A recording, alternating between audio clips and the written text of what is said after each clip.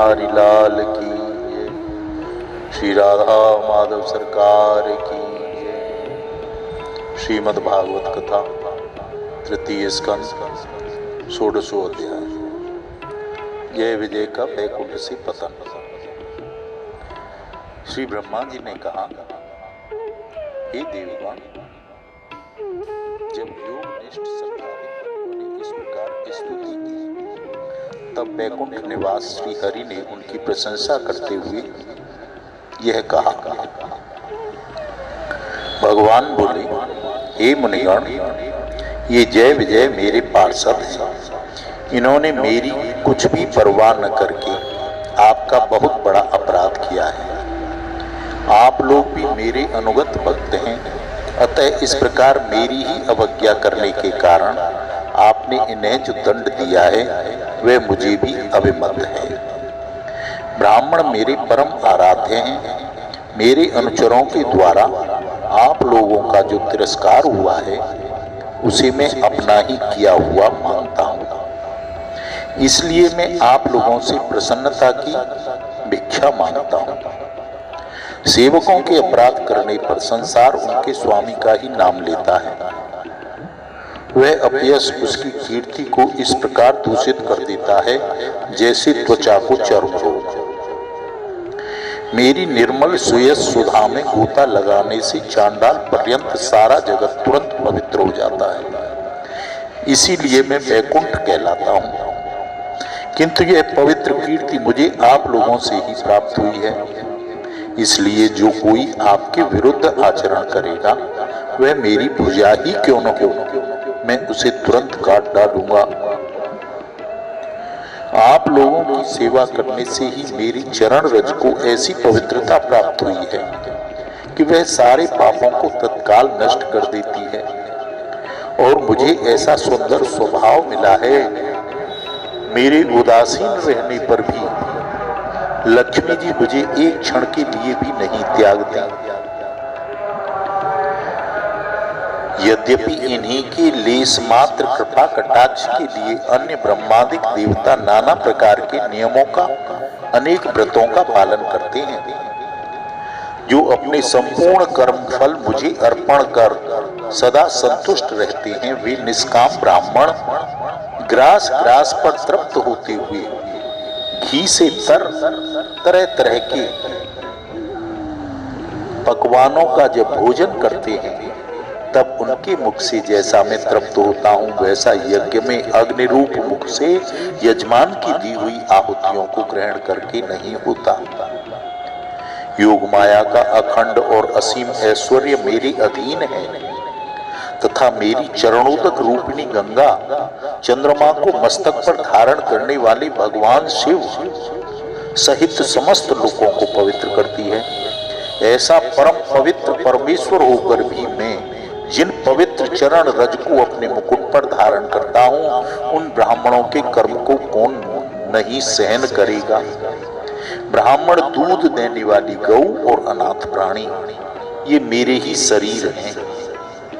पापों के द्वारा विवेक दृष्टि नष्ट हो जाने के कारण जो लोग मुझे इनसे भिन्न समझते हैं, उन्हें मेरे द्वारा नियुक्त यमराज के दूत जो सर्प के समान क्रोधी हैं, अत्यंत क्रोधित होकर अपनी चोंचों से नोचते। ब्राह्मण तिरस्कार पूर्वक कटु भाषण भी करे तो भी जो उसमें मेरी भावना करके प्रसन्न चित्त होकर अमृत भरी मुस्कान से युक्त मुख कमल से उनका आदर करते हैं, तथा जैसे रूठे हुए पिता को पुत्र और आप लोगों को मैं मनाता हूँ, उसी प्रकार जो प्रेम पूर्ण वचनों से प्रार्थना करते हुए उन्हें शांत करते हैं, वे मुझे अपने बस में कर लेते हैं। मेरे इन सेवकों ने मेरा अभिप्राय न समझकर ही आप लोगों का अपमान किया है। इसलिए मेरे अनुरोध से आप केवल इतनी कृपा कीजिए कि इनका यह निर्वासन काल शीघ्र ही समाप्त हो जाए। ये अपने अपराध के अनुरूप अधम गति को भोग कर शीघ्र ही मेरे पास लौट आए।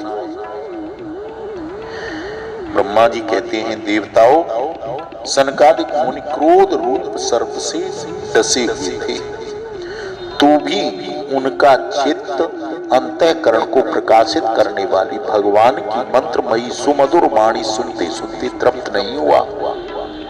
भगवान की उक्ति बड़ी ही मनोहर और थोड़े अक्षरों वाली थी, किंतु वह इतनी अर्थपूर्ण, सारयुक्त, दुर्विजयी और गंभीर थी कि बहुत ध्यान देकर सुनने और विचार करने पर भी वे यह न जान सके कि भगवान क्या करना चाहते हैं। भगवान की इस अद्भुत उदारता को देखकर वे बहुत आनंदित हुए और उनका अंग अंग पुलकित हो गया।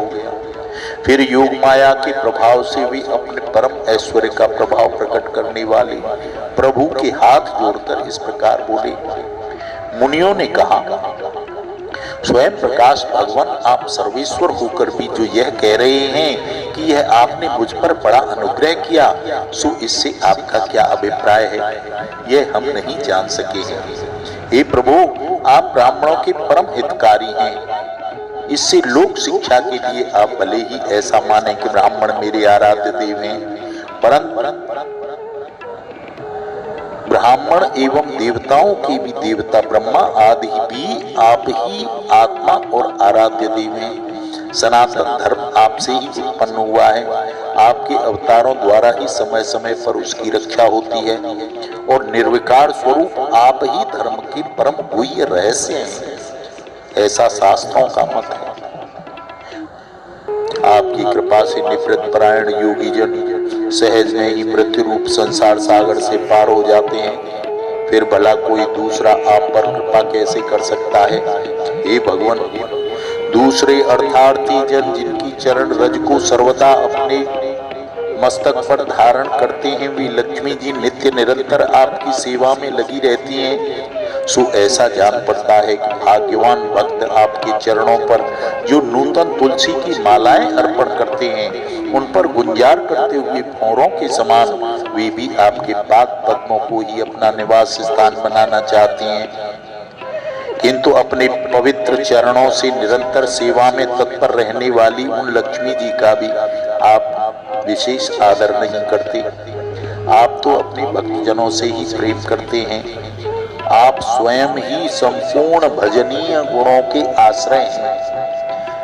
क्या जहां तहां विचरण करते हुए ब्राह्मणों के चरणों में लगने से पवित्र हुई मार्ग की धूल और श्रीवंश का चिन्ह आपको पवित्र कर सकता है?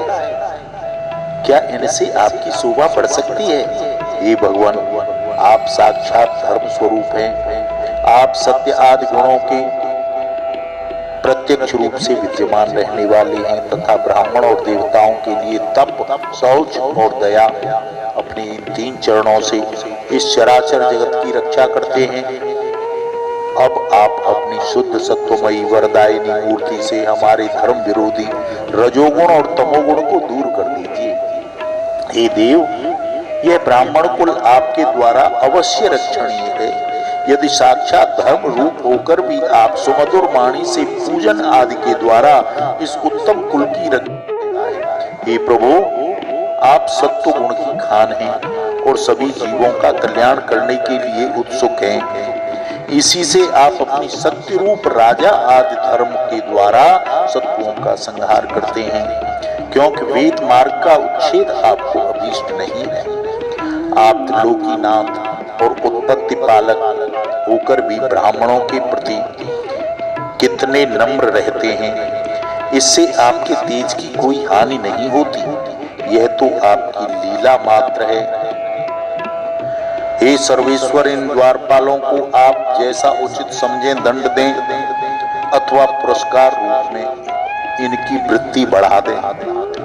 हम निष्कपट भाव से सब प्रकार आपसे सहमत हैं, अथवा हमने आपके इन निरपराध अनुचरों को शाप दिया है।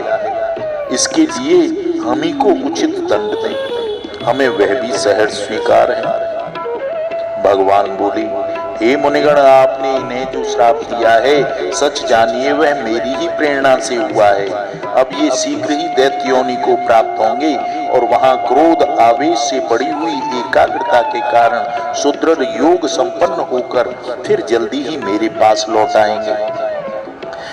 ब्रह्मा जी कहते हैं, तदनंतर उन मुनीश्वरों ने नयनाभिराम भगवान विष्णु और उनके स्वयं प्रकाश वैकुंठ धाम के दर्शन करके प्रभु की परिक्रमा की और उन्हें प्रणाम कर उनकी आज्ञा पाकर भगवान की ऐश्वर्य का वर्णन करते हुए प्रमुदित होकर वहां से लौट गए। फिर भगवान ने अपने अनुचरों से कहा, जाओ, मन में किसी प्रकार का भय मत करो, तुम्हारा कल्याण हो। मैं सब कुछ करने में समर्थ होकर भी ब्रह्म तेज को मिटाना नहीं चाहता, क्योंकि ऐसा ही मुझे अभिमत भी है। एक बार जब मैं योग निद्रा में स्थिर हो गया था, तुमने द्वार पर प्रवेश करती हुई लक्ष्मी जी को रोका था। उस समय उन्होंने क्रुद्ध होकर पहले ही तुम्हें यह श्राप दे रखा है। अब दैत्य योनि में मेरे प्रति क्रोध आकार वृत्ति रहने से तुम्हें जो एकाग्रता प्राप्त होगी, उससे तुम इस विप्र तिरस्कार जनित पाप से तुरंत मुक्त हो जाओगे और फिर थोड़ी